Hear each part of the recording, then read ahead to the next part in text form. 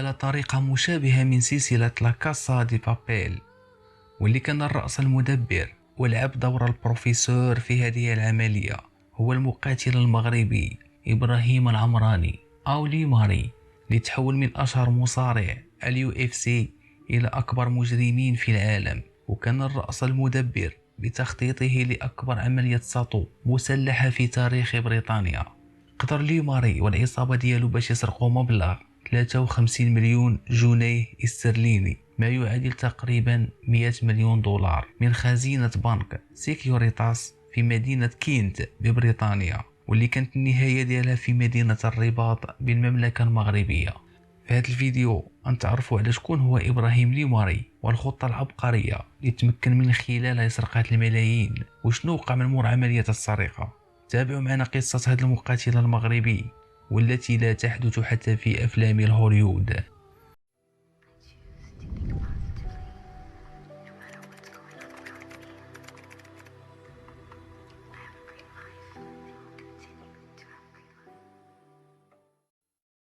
زاد إبراهيم لي ماري في سنة 1977 في حي من أحياء الهامشية في غرينتش بمدينة لندن ببريطانيا، من أب مغربي وأم بريطانية، وتربى في حي كيغلب فيه جانب العنف والمخدرات، الشيء اللي يخليه يتكون في وسط إجرامي من الطفولة ديالو.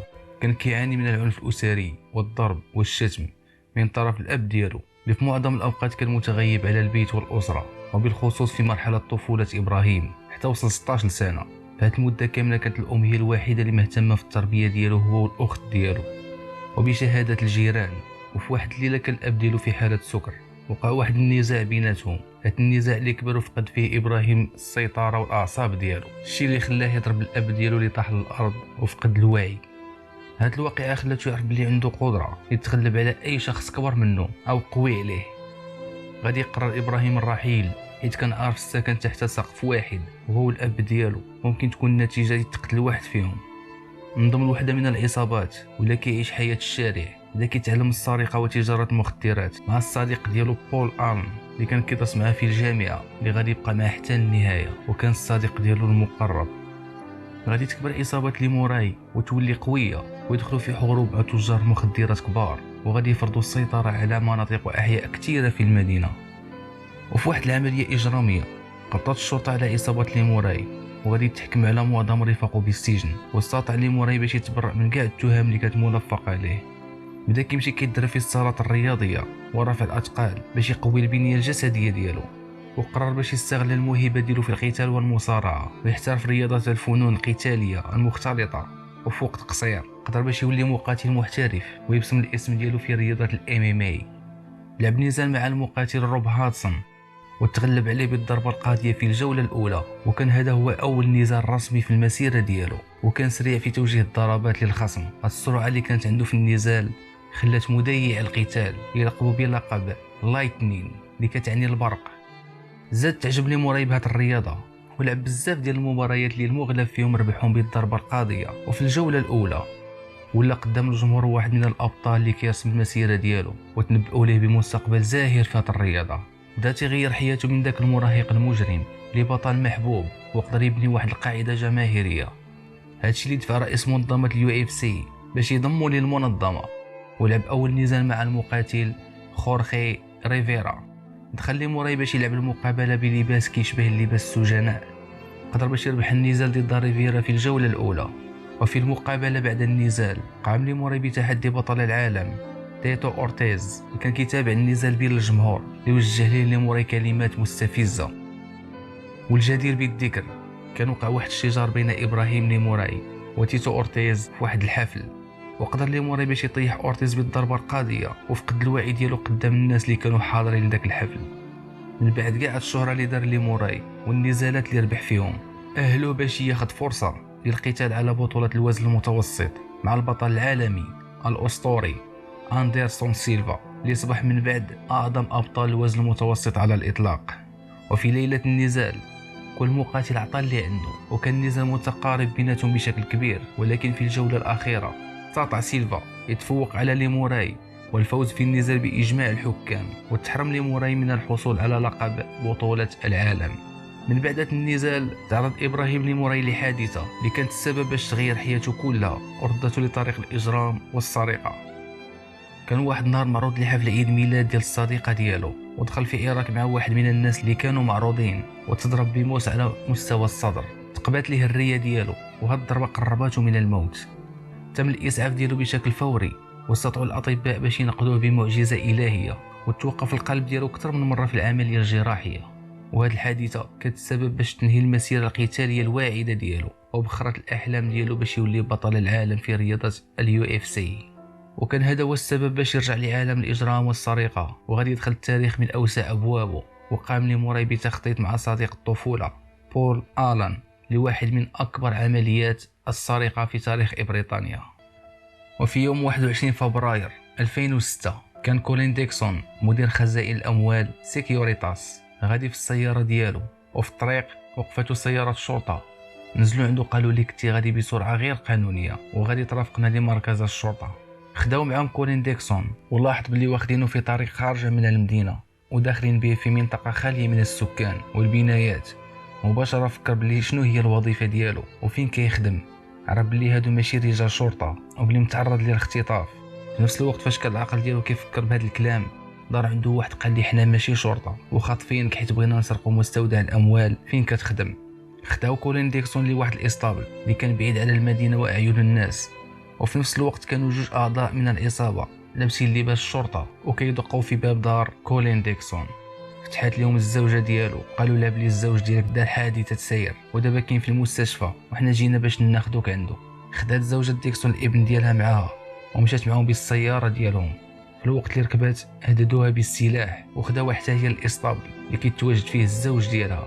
وكانت الورقه الرابحه اللي استعملتها العصابه باش تضغط على مدير الخزينه باش يتعاون معاهم او لا يقتلوا ليه الزوجه والابن ديالو قدامه. وافق كولين ديكسون باش يتعاون معاهم ومشاو المستودع هازين معاهم اسلحه ثقيله ولابسين ماسكات ولباس مضاد للرصاص. دخلوا المستودع بمساعده كولين بلا ما يشتغل جهاز الانذار. ملي دخلوا لقاو مازال 14 شخص كيزاولوا العمل ديالهم اللي تصدموا ملي شافوا 7 ديال الافراد ملثمين وهازين معاهم اسلحه ومقتحمين البنك. وبكل سهوله استسلموا الموظفين. قال لهم المدير ديالهم باللي خاطفين ليه الزوجه والابن ديالو وينفذوا اي حاجه تقالت لهم. العصابه كتفت كل الموظفين ودخلتهم لواحد القفص حديدي وسدات عليهم. في جنب سيكيوريتاس العصابه كانت موجوده واحد الشاحنه اللي كانت قريبه ودخلوها للمستودع وبداو كيعمروا الاموال اللي كانت تقريبا 200 مليون جنيه استرليني داخل المستودع. لكن المبلغ اللي قدروا ياخذوه معاهم هو 53 مليون جنيه استرليني. وبقاو حوالي ساعه ونصف وهما كيحملوا في الاموال. من بعد ما عمرت الشاحنه هربت العصابه وخلاو وراهم اضعاف المبلغ اللي سرقوه. من بعد ما هربت العصابه واحد من الموظفين اللي كان مكتب في القفص الحديدي قدر باش يفك راسو ويتصل بالشرطه مباشره اللي بالدور ديالها متاخراتش وجات باقصى سرعه. وبداو في التحريات ديالهم وكيعينوا مسرح الجريمه. وقبل ما تمر 24 ساعه قدرت الشرطه يوصلوا لاول خيط اللي ممكن يوصلهم لافراد العصابه، وقدروا يوصلوا لواحد السيده سميتها ميشيل ومتخصصه في المكياج وتقدر تبدل ملامح الانسان باحترافيه.